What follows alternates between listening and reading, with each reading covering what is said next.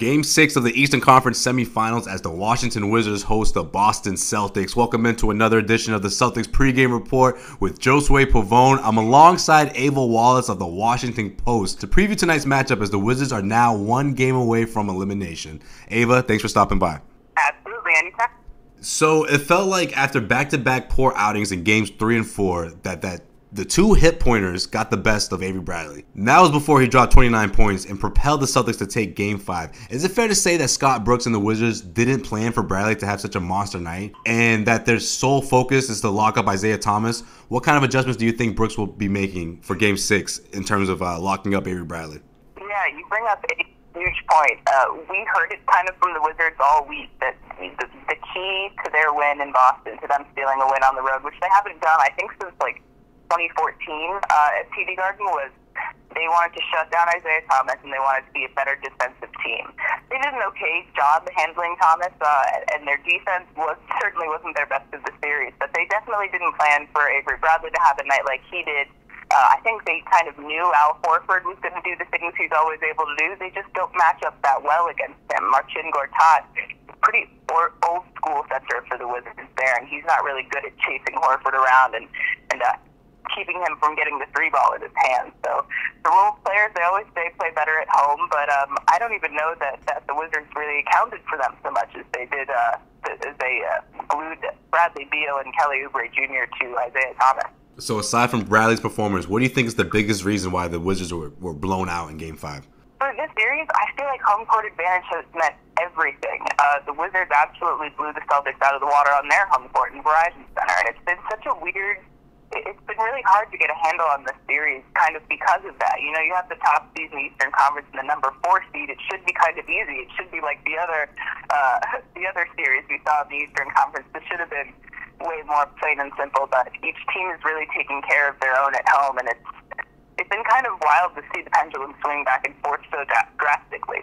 Yeah, one person would even say it's a little bit of a boring series if you look at it. You know, they're just seeing blowout after blowout. Yeah, that's a good point. All right, CLNS Radio Celtics pregame report is being powered by the SeatGeek ticketing app, the smartest and easiest way to buy and sell sports and concert tickets. Get a $20 rebate on your first purchase by downloading the free SeatGeek app to your phone. Go to the settings tab and click add a promo code and enter the code CELTSNEWS. That's CELTSNEWS, all one word, for a $20 rebate, and so SeatGeek knows who sent you. Ava, what do you think the Wizards have to do tonight in order to avoid being eliminated?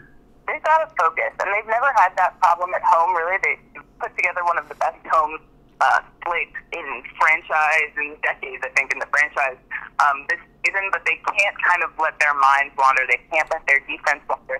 Again, they haven't had a problem doing that at Verizon Center, but we saw the Celtics control the game really from whistle to whistle in Boston on Monday, and it's just not something that the Wizards can let get into their heads, and they have struggled with that over the season, just kind of being mentally prepared and being mentally right.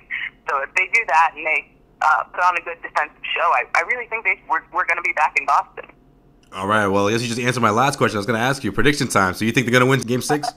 I think they will. It's really hard to compare the DC crowds to the Boston crowds. I don't think there's anything like a packed house at TD Garden, honestly, in the NBA, but DC still comes out, still gives their team a little extra oomph, and I think it's going to be really hard for the Celtics to knock one off at Verizon Center.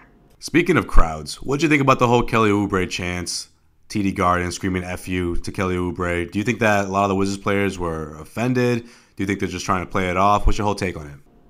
I think Kelly Oubre is he's totally his own person. You know, he's talking to us about things Bradley Beal were saying to him and John Wall just saying ignore it, but he's going to go his own way. And he told us afterwards that he embraced it. He said, I'm blessed to be in this position where people know my name.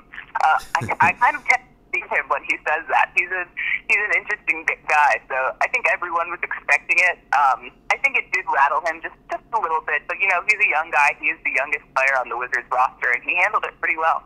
What do you think about the chippiness that we've seen throughout this series? Do you think we're going to see some more of that tonight, or do you think sort of everyone's just more dialed in and focused on basketball at this point? They'll certainly say that they're more focused on basketball, but I think once you've set a precedent in the series, I think both sides kind of know how bad the other one wants it.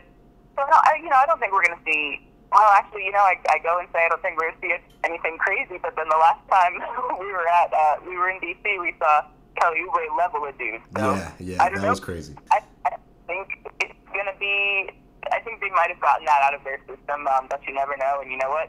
If that adds a little something for the fans and gives us something extra to write about, I'm all for it. Is that balanced? That's fair enough. I'm right there with you. All right. Well, she is Ava Wallace of the Washington Post. You can follow her on Twitter at Ava R. Wallace. Ava, I appreciate it. Thank you for stopping by. Thanks so much.